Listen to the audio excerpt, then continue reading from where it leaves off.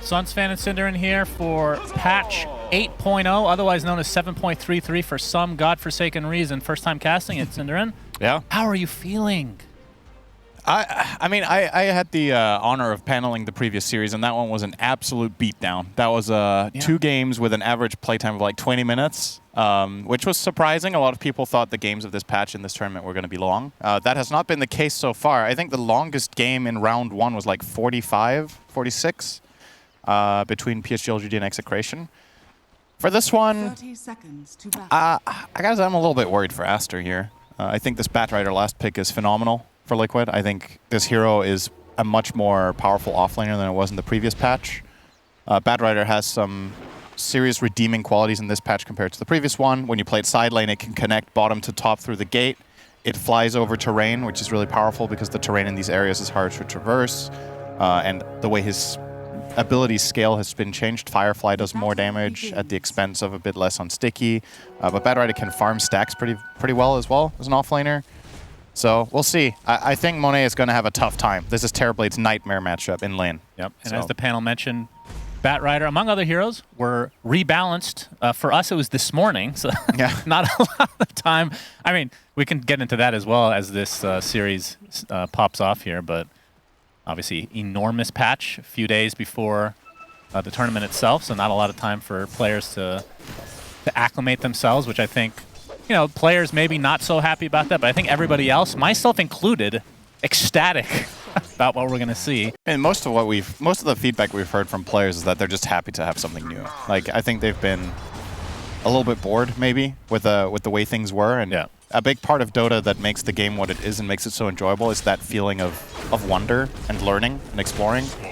I think players in the last months have probably, in a way, felt a little bit deprived of that learning experience, and it's been a lot more of a grind, if that makes sense. So I think a lot of them are very much welcoming of this. Funnily enough, speaking of learning, this is an old matchup. This is an experienced matchup here for Nisha. Back when Storm was a really popular mid, this was one of the only melee heroes that could truly stand up to the Storm in mid, is that Monkey King. You have a bit more range than other melee heroes have, and you can actually take the harassment from Storm. As long as you get the Jingu stacks running, you can fight back. Did you say a bit more range? Yeah. Are you kidding me? Quite a bit. It's so annoying to play against, but yeah. As we can see, Electric Vortex mid lane. Nisha has a full wave under the tower, though, with the Jingu already stacked up. He's going to use the balance to help secure it as well.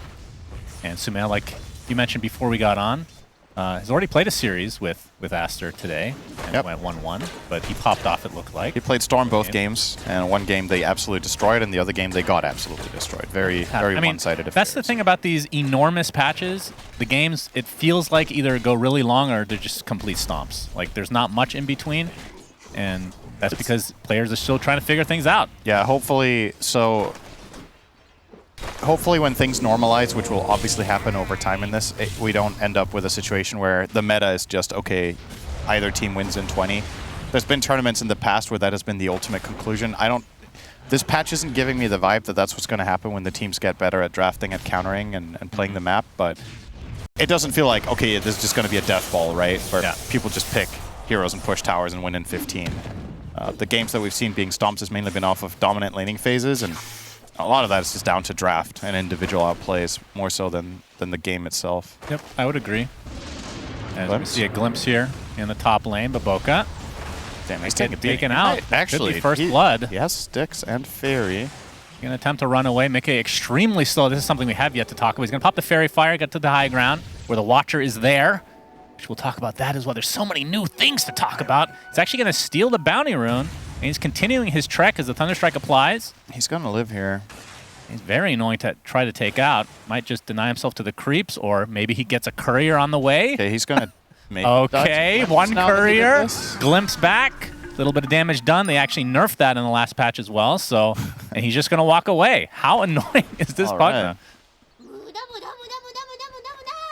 He's just going to walk back to lane, and he's good to go.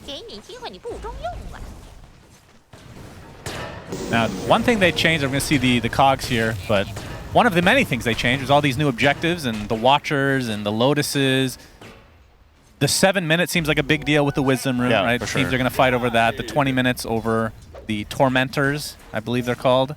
There is effectively now in Dota which minutes does nothing happen? Minute 5. No, minute 1. Minute 5. Minute 7. No, 7 does as well. Oh, yeah. Yeah, we got a little bit of action. Got the... Oh, Sumail actually gets brought back. He's going to get Boundless struck as Boxy actually gets a first blood in a different lane. Nisha has the Jingu stacks up. Looks like he's going to get right-clicked down, and Sumail is actually living through this. Insania has to attempt to get out of dodge. Gets out another Thunder Strike. Insania will be able to take out Sumail first. No. Will end up dropping, but gets no XP for that, so Sumail and Baboka come out big winners in this mid lane. Yeah, the first blood, however, did go to Boxy, who actually found the first blood on Pichu down bottom. Nyx 1v1ing the Clockwork there. Very surprising kill for me. Usually, Clock comes out ahead on that. All right, Zai went a little bit too deep there. Yeah. They that do is find the unfortunate punish for him. And this is still good to go. This is the classic thing with Bat against Terrorblade. It's such a... How to say, it's a very volatile lane. Like, you got to be careful with Bat that you're not tanking the tower when you're diving, and obviously Reflection can slow you down a decent amount and maybe prevent you from getting that kill. And that's honestly the biggest kill of the game so far for me is this one, where Monet survives and gets a kill on Bat, because this lane is very dangerous.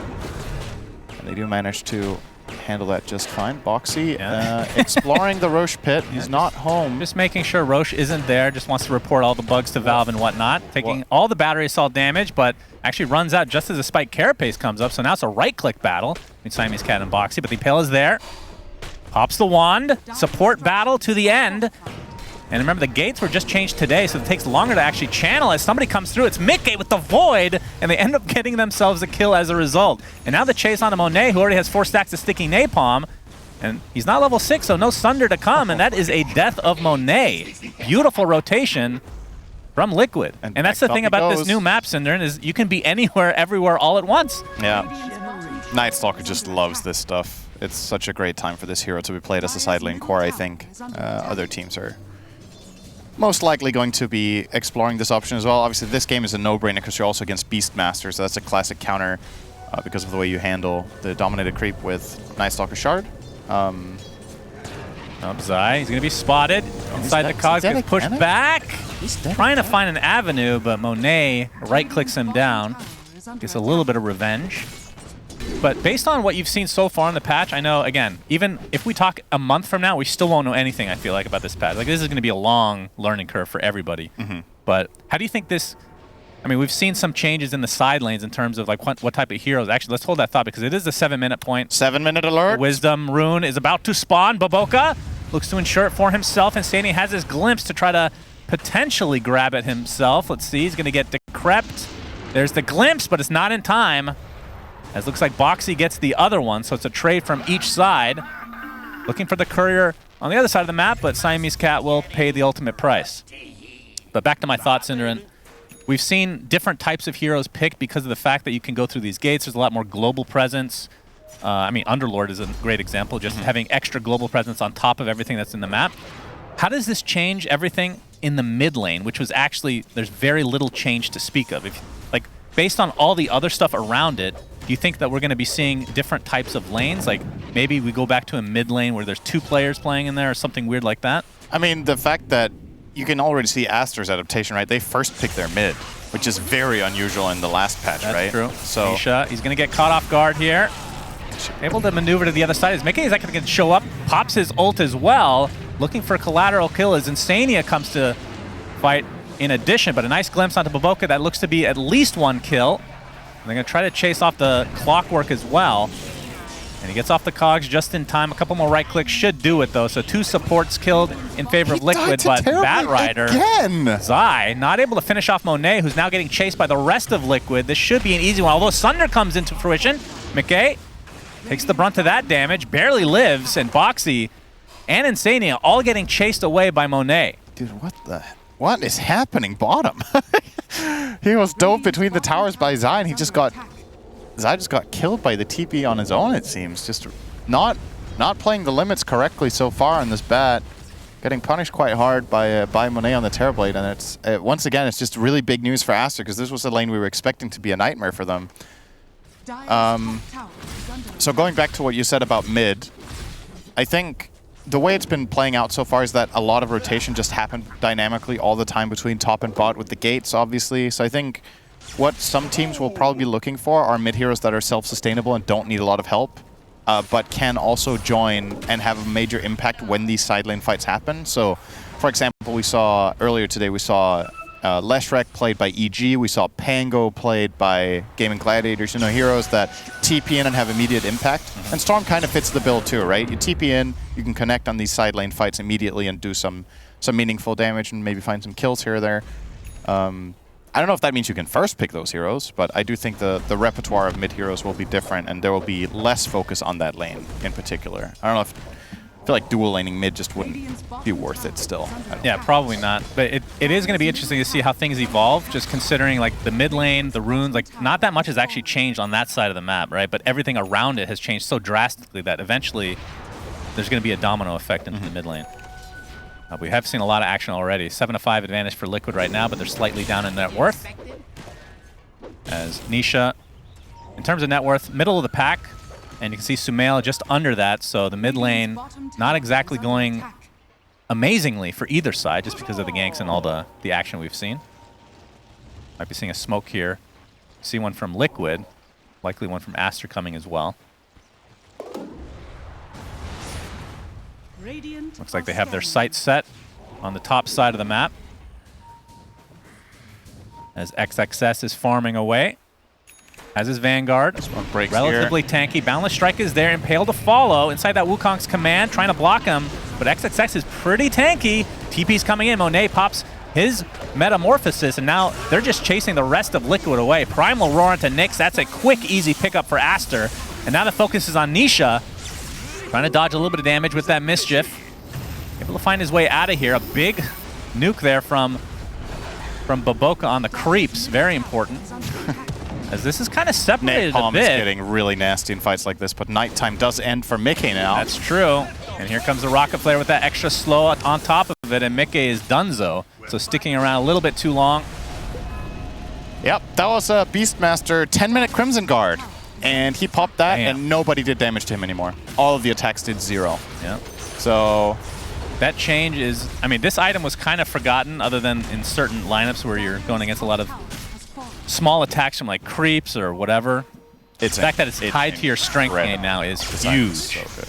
Zai gonna get spotted. Electric Vortex is there. XXS with the axes, and they're gonna use the lasso. Zai does just to try to get away. Sumail looks to be fine, so it's kind of broken up. So there's multiple things. Okay, we might not have time for that just yet. They still want to fight Nisha. Yeah, Nisha, he's gonna get caught off. Doesn't have his Jingu stacks up. He's just dead. Very simple kill here from Aster as Boxy gets stuck inside the cogs, and Zai's getting chased down by the rest of Aster who've come with numbers. Getting slowed perpetually as Boxy looks to be the easy pickup. Zai does get away. Either way, 2-0 advantage for Aster as they have built a 4K lead already. Yeah, this is, I just have to say, this is going completely differently from what I expected, right? The side lanes, which are always going to be, at least for now in this patch, what we're seeing have really been the determining factor a lot. If the mid lane goes very one-sided, that's obviously going to snowball onto the rest of the map, but I think most of the time when players get fair matchups, so to speak, the mid lane is just kind of going to be a wash a lot of the time. But these side lane matchups for Aster have just gone way above and beyond what I thought they would. The bottom lane, I think Terrorblade's game has been way better, and Beastmaster top net worth, currently 12 minutes in, is really paving the way for them to just play aggressively. With that fast Crimson, it feels like you're just negating everything Monkey King does. Yeah. So to try to recap why this item is so good right now, it scales with your strength. So certain heroes that have big strength gains will get way more damage block, but on top of that, barriers are really, really special in this patch. Let me just make sure, this isn't a barrier, right? Which one? Crimson? Crimson is not a barrier. Is it not? You see some action next to the Lotuses.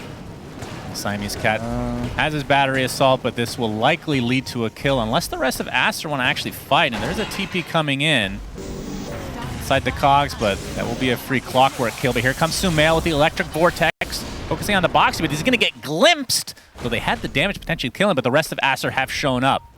I think that was a good Boxy glimpse. on the run. I actually don't think they could have killed him there, and they're going to mitigate their losses. They'll lose Boxy here probably.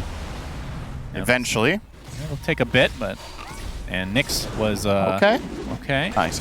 Yeah, very nice. Yeah, so Sumail though, glimpse. Is that enough for the kill? It is. okay. So Insania picking up a very important kill in the mid laner for Aster. So, all right, so correct me if I'm wrong. The reason this is important is that, so the math on barriers have changed, or we say changed. Barrier wasn't a thing until now, right? Yeah. But to give you an example, with Pipe, in the previous patch, Pipe would block 400 magical damage, and then the Pipe would wear off. Now it blocks 400 after reductions. So it means first your magic resistance comes into play, and then the barrier is calculated. So if you have a hero that has 50% magic resistance, the Pipe now blocks 800 instead of 400, right? Effectively. That's why it's important whether Crimson Guard is a barrier or not, because then the armor becomes a part of the equation in a different way. But I don't think it's a barrier. It's just flat out just blocking way more than it was before because it scales with your strength. So right now, Beastmaster's sitting on 57 strength, which means the Crimson Guard blocks 75 plus, what is it? 70 plus 50% of his strength, so about 100 flat. So just to be sure here, yeah. the strength is based off of him for all his allies, I believe so. Yeah. It's not based on theirs. As Monet gets stuck, oh boy. Yeah, it's his. This will be a very big kill. Does have Sunder, but he's going to get lassoed. Do they have enough damage? No, the Sunder comes out onto a teammate. Oh, and no. the pick pull activated. Still the Firefly, though, for Zai. They're going to be able to see him. They spot him, and there's the Electric Vortex stun. So Zai picked off, and Monet, again, will live. Sumail completely out of mana, but they do find the kill in the end. So tanky with the Crimson Guard bat. Monet's the fact that he's only died once on this TB this game is it's insane. It's really, really important for Aster for sure. So yeah, as you said, the Crimson Guard is based on the caster strength, and the downside compared to the previous patch is that the guard duration is way shorter. So it blocks for 8 seconds instead of 12, but the flat amount that it blocks in team fights is just enormous. A lot of heroes, like say Monkey King, for example, right now, Monkey King hits for 90 a pop, Crimson Guard blocks him entirely, and it blocks his ult as well, right? So it's just like really impactful in this point in the game. And you see Beastmaster, it's also telling, right? XXS is, he's against Night Stalker, so he's just like, okay, I'm just not going to go Dominator, right? But now he has way more luxury than he did. Okay, hang on, Nisha. Oh, dodges the hook shot. My goodness, that was close. So in the previous patch, this would feel really annoying as Beastmaster. I was like, oh man, I'm playing against Night Stalker. I can't go my only item that I buy literally every game, Helm of the Dominator. But now it's just like, whatever, you know? I'll just buy Crimson Guard. That's amazing. I'll buy Greaves. Those are great. And XXS, despite being picked into this bad match, was having massive impact on the Beast, and his lane went great too. Also, for some reason, in 733, the mana cost of axes went from 65 to 50. Yeah, that's a big deal. So Beastmasters are literally just spamming axes in lane at minimal cost. It's pretty crazy how much laning prowess this hero actually has with that axes change. So. Well, let's talk about some of the builds here, especially for a hero like Night Stalker, as we're going to see the first Roche attempt of the game. He's up here for another 3 minutes. Yeah. Should be more than enough time. But from Liquid's side, Mike has the Echo Saber. I assume he's taking this apart to make the BKB. But my question is, as looks like Monkey King also has the Echo Saber, are we going to see a Harpoon this game, Cinderin? Please. Do you think Harpoon is good? I think it's good on certain heroes. I think heroes that want to buy Echo Saber anyway, it's just a feels-good upgrade, right? Shot, like Nisha, he's in a bit of trouble, but Insania is there with the Static Storm. They're using it as a getaway. And they're going to glimpse as well. All right. So it looks like that's thwarted. Although Insania might be the collab. Yeah, they should be able to get it. Although Nisha wants to actually, good show his presence. Yeah, they're going to have to give it up. But still, that was 4 or 5 heroes. Oh, yeah, Storm is amazing with Lotuses. My goodness. Yeah, that's true. It's just a flat-out mana potion you just bring with you around when you're going for these jumps and you have extra. Speaking of Storm, Sumail was level 9 when they did Roche. Terribly was level 12 and the Beastmaster was level 11. So the mid-hero is just getting completely out-leveled by his side laners in this game so far. Like, and Sumail's been active and he has pretty decent farm. It's just kind of weird to look at the level distribution, right? It's a 10-level mid-hero, 12 Beast, 13 Terrorblade at this point. For the side of Liquid, it's a bit more of an even spread. But they're definitely on the receiving end right now and in some serious trouble now. Zai's going to get spotted here by XXS. Yep. The Roar. Roar is there, but no follow-up yet. There it is, the hook shot into the Sumail initiation. Full chain stun. Couldn't use the Crimson. And of course, they still have that Aegis for Sumail. Best Aegis carrier in the game. And this is the third, just to clarify, this is the third game in a row that Aster picked Storm, and the 2 games they had against BetBoom, 1 game they played with IO, 1 game they play now with Pugna, and the other one in that series they also played with Pugna. Seems to be Aster's S-tier strat right now. Is we're going to first pick Storm, we're going to give him a battery, and he's literally just going to jump all over the map and kill people. I mean, so far so good, but I think it's also fair to say that the laning stage probably left something to be desired for the side of Liquid. The side lanes just did not go well, especially bottom. Bit of a letdown on that front, and you know, maybe we just need to update our way of thinking about it. Maybe this bottom lane outcome was expectable, but considering that Liquid did last pick the bat, I think this was not how they thought that matchup was going to go. But by the way, you know, everyone's going to learn right now. Kind of a big deal. Aster gets the tier 2 tower already in the bot lane. We're approaching 20 minutes. They could theoretically steal the Tormentor. They are set up for that for sure. And we'll see if Liquid try to contest. They do smoke up, and they're going to try to backstab. This is a scary proposition. Mickey pops the ult, going for Baboka, gets the silence off. Up to newly picked up BKB as well, but he's getting safe for the time being.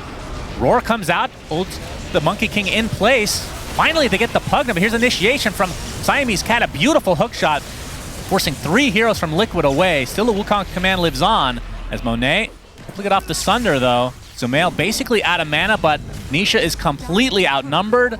So it's a 3-for-2 in favor of Aster, still maintaining that Aegis, and we'll see if they go for the Tormentor now. Did you see how long he survived on the Pugna? Just immediately gets Crimson Guarded, and Night Stalker was hitting him for no damage. Sumail does not want to die, although Boxy wants to go in, and actually he gets it. So Zai ends up getting the shard because of the steal from Boxy, and he somehow lives. Unreal. So clean. My goodness. That was sick. And he almost died to the Tormentor as well. Vendetta just amazing for stealing, obviously. Yeah. A high amount of flat damage coming in. Sumail. Trying to get some revenge. Zai is a very big kill. Just keeping him down in net worth, although he is still top of his team, but still 4th if you count the rest of Aster. You really wonder when you're seeing these fights play out if going Crimson on the bat was the right choice versus, say, a Pipe. If he wants to go on Aura item, that would have been really good against the Storm and the Pugna, but then it would have been worse against the Terrorblade and the Beastmaster summons. So you kind of have to pick your poison. But Sumail is really just... He's not soloing him, but he's doing so much damage to the bat. And Zai just can't protect himself right now. Whenever he gets jumped, he's just dead. This mid tower looks to be next on the menu for Aster. Yep. Well, pretty substantial lead that they've built themselves at this point, by the way. 8K, 22 minutes in. Yep, not too Boxy shabby. spotted. Boxy, he gets initiated on, and he's dead. It'll take some time, but they'll get him. They'll get the tier 2 tower. They're just going to go high ground now? Well, Aegis is down in 30 seconds, so Sumail can kind of burn a bit of HP. Does have to be careful with the lasso, of course. Don't want to get brought back into the enemy lines. You see the Crimson going to work. That was picked up by Zai, who... I mean, Batrider's the universal hero now, right? So Crimson, if you're building strength-related stuff, is pretty decent. Sumail, he's going to find Mickey, though. This will be a huge kill. He pops his BKB, attempting to get out of dodge. He's going to get right-click down. That's a very easy kill for Sumail, surprisingly easy. And Baboka, he's on the high ground. So that's the sacrifice, but Aster will take it. Yeah, that's that BKB change. Sumail does not get that kill in the last patch, I'll tell you that much, but he has so much magic damage that still goes through there. His Witchblade, the damage from its remnants, the overload damage. It was enough to solo kill the NS there, and I think Mickey was not expecting to die there whatsoever, but yeah, it was just narrowly enough. I mean, that's something we haven't really talked about is the BKB changes. We have a hook shot, so we have to hold that horse again. Insania looks to be donezo. How often do you think, like with the new changes, are there games where you just don't go BKB that you would have before? As Zai, his TP gets canceled, he gets brought down. Boxy shows himself trying to save his teammate, although Nisha's in the vicinity as well, so he gets off the balance strike. Remember, Sumail does not have the Aegis, but he's still going to get the kill. He's going to get glimmered, and now Nisha has to be a bit careful, although the Night Stalker has come to finally finish off Sumail. The unstoppable streak has finally been ended. But the rest of Aster are going high ground. That's what they care about. Meta. That's going to be a mid lane for Aster. Yep, they're going to maybe look for glimpse kills here potentially, but they're going to link in Monet, so they will go for Pichu for now. They're not going to go any Can't further. get into this. Yeah, Aster with a... Radiant's top tower is I mean, just completely dominant game, sure. You get that trade-off there and you finally bring an end to Storm's life, but he was effectively forcing a... Was that 1v3? And he ended up getting kills while his team was raxing mid. That's not what you're looking for as Liquid there whatsoever. Yeah, Liquid is certainly on the back foot right now. Senya wanting the D ward, he's not going to get anything. This area is on lock. Interesting to see Aster's choice to not get their own Tormentor, right? They were trying to steal the one from Liquid, they failed, and they've just not gone back because they don't want to give up map control. I think their mindset right now is we're ahead, we're on their half of the map, we have no reason to ever let them out again if we can avoid it. And because they have Beastmaster and because they have Rocket Flare, they probably have a really good chance at constantly finding heroes moving around the map. Speaking of which, Boxy might actually find something here. Boboka wants to get all the Lotuses. That's a lot of Lotuses. He's going to let it get four of them before he jumps. He cares more about the kill, which Nisha will help out. Fair enough. But that is quite the Lotus grab. They spot Boxy. There's the hook shot. And we can just assume that this will be yet another kill going for Aster. Nisha, okay. Sumail gets lassoed. He's all alone right now. Just had enough mana to get out, but gets glimpsed back to where he came from. There's the Static Storm on top. Monet pops the BKB inside, though. Nice Thunder onto Sumail. Beautifully done. He's going to live as a result, but there's the Roar. It looks like Aster actually want to get out, and here comes a Crippling Fear from Mickey. He's trying to right-click down Sumail, so despite the Sunder, will actually drop. Now XXS is going to get spotted, despite the Glimmer. And Liquid doing a really good job of cleaning up these heroes left, right, and center. They get basically everybody outside of the Terror Blade. That's amazing. Triple kill for Nisha and an opening for Liquid. Yep. That's a huge comeback. That one buyback and the area that they take that fight and really favoring them. And obviously with Terrorblade using the Sunder on Storm, he's out of juice and he has to just get out of there. So I really like this Sunder. It's clutch, but the fact of the matter is Sumail is already really low on mana, so he doesn't have that much to give, and the Crippling Fear coming in here from Mickey from the side just really seals the deal. I think, do Aster have a single Force Staff? They do not. Which Not is as of yet. pretty uncharacteristic when you're playing against Night Stalker, to be fair. Not having that one utility item that really solves Crippling Fear, they might have to itemize it now. Clockwork's queuing one up, at least.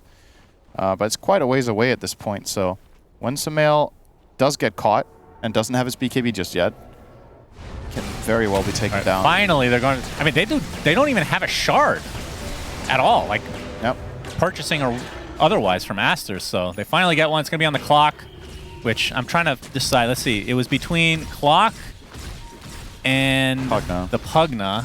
Whose would you rather have? I mean, do you think Jetpack's good? You're a Clockwork player. That one seems kind of eh. I think it's probably better than the Pugna one. I think the Pugna one's really hard to use in this game. What is the Pugna one? Is that the drain? It's one where you drain the ward. Yeah, that one's a bit weird too. I mean, it does give the cast range on the other ward, which is actually pretty nice, but still, it's... Okay, now I understand why they didn't prioritize the Torment. Just didn't care. I mean, if they got the first one, then it's a 50-50 between your next lowest net worth and the next guy, which is like the offlaner, in all likelihood, right? So maybe that is something they would have prioritized if they got the first one, but now eventually do get it 7 minutes after the fact. And Tormentors, they spawn, is it 10 minutes after their 10 death? minutes after, yeah. And in terms of Roche, he'll be back up at actually 12 seconds, and that's going to be the cheese variation. The first Tormentor is probably up at like 30-10, right? Because the was killed really fast on Liquid's side, so they will have theirs back. But for now, it's going to be a smoke move here from Liquid. Wonder who they really want, if they have like free choice, who the best jump is. I think maybe just killing Pugna would be really nice. Spotted Nisha, he gets cut down and brought down. Punished hard. Oh, they were so ready for that. Very quick hook shot there. Did expend a BKB on Monet. Yeah, they thought that was going to turn into a bigger engagement. They might find Insania. He does have Glimpse, uses it, but dies. So 2 quick kills here for Aster as Roche is spawned. And they've spotted him as Zai already used the Firefly. Zip in from Sumail, still has some mana to speak of. You can see Electric Vortex. This is the one here they do have to worry about in terms of taking Roche to try and steal the Aegis. So another great pickoff for Aster, which should lead to the free Roche. They're just going to refill Sumail's mana here with the Pugna as well, so he's going to be fit for fight. Now the question is, have they been collecting lotuses or using them? Will we see block of cheese this game? Oh yeah. Probably not. We have one great healing. You know, it's the grader, right? You need 2 graders. Yeah, so he has 5 out of 8. Is that it? Well, you need... No, wait. You need 12. You need like 18 total. Do you? 18 of the normal kind, I think. Yeah. Sorry, I don't do math. Yeah. It was very confusing when I built my first block of cheese. How many do I need? So 3, 6. Wait. I don't understand. Yeah, you're doing great. Yeah, Keep up the good work, Cigarette. It's 18. The one thing you're here for is math. Trust me, bro. It's 18. Okay. I mean, I told you it was 18. I know. I'm saying. I just trust okay. me. Yeah, it's fine. All right. Basically, along with. So you're saying it's 3 graders that make a super grader? I think so. Okay. I don't know. And you can. Just keep the weird collecting thing is, lotuses, guys, and if you have a lot and you give it to the cheese man, maybe he will give you a cool cheese. Boxy, he's spotted. Hook shot connects. And nice Nisha might have to just leave his support be. 70 seconds of no Nyx assassin now. I was wondering if we're going to see phylactery on Nyx. It's actually pretty good. But in a game like this where you're not really getting pickoffs as Nyx, oh boy, this could be an even bigger pickoff. Mickey, BKB, but the roar still goes through. That should be the death of him, and even if he has buyback, which he doesn't. This is minimum 1 lane of rack. Yeah. They have nothing to fight this Terrorblade. Did we even talk about his diffusal? Which is, you know, a very uncharacteristic item for this year in the previous patch. So he's going that new item. Monet went diffusal as his first item, I think, together with the Dragonlance. Yeah. So taking a different approach here. He's looking to finish off the Disperser, which I... Talk to me about this, because when we read it initially... I'm not fully sold on this item being particularly good right now. Yeah. It's nice that you can burst move speed to your ally or yourself and dispel. But the offensive standpoint, as far as we know, doesn't actually upgrade, right? As far as I know, it's the same as diffusing an enemy. Maybe it's more intense in the slow or whatever, but I guess at this point you look at his inventory, it's like it feels good to upgrade your diffusal slot, right? But you can tell that he still prioritized Manta over getting Disperser. Yeah. So. The nail. Oh, Nisha is going to get Crimson guarded. So 2 racks down, looking for Megas, but here's the initiation from Zai, trying to focus down Monet. He's already at half HP. Can he get off the Sunder in time? Looking for a target, trying to right-click away. There he finally uses it onto Mickey on the outskirts of the Wukong's command. That is a dead Night Stalker. Does have buyback, though, as the Aegis has been consumed. So Sumail back to full HP, full mana, looking for Zai. They spot him with the Sentry. He's brought down. So 2 dead for Liquid as the buyback comes through for Mickey, but he's going to get roared just as he buys back. That is now a dieback. Pops the BKB, but it's all for naught. And Nisha's next. That should be it. GG's called. Aster run away with game number 1.